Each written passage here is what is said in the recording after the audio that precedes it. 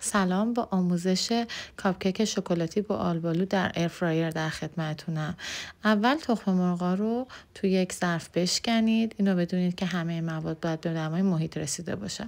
سپس شکر و وانیلو به تخم مرغ اضافه کنید.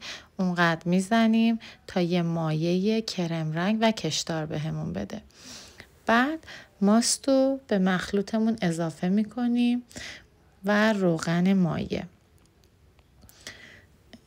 اونقدر هم میزنیم تا این مواد یک دست بشه.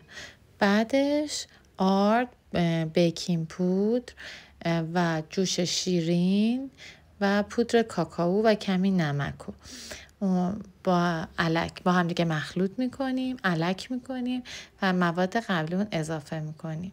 در انتها چاکلت چیپس رو به مایمون اضافه میکنیم. توی این مرحله ما باید اینا رو توی یه قالبی بریزیم. من از قالب در واقع کاپکیک های مقوایی که تو لوازم قنادی ها هست استفاده کردم.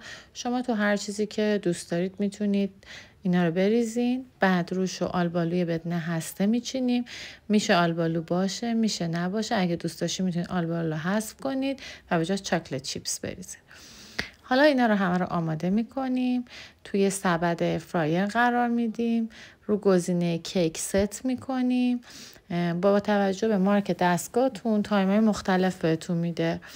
حالا اینا رو توش قرار بدیم، ولی وسط کار هی چک بکنید. ممکنه کمتر از تایمی که دستگاه بهتون میده لازم باشه کیکاتون توی دستگاه باشه.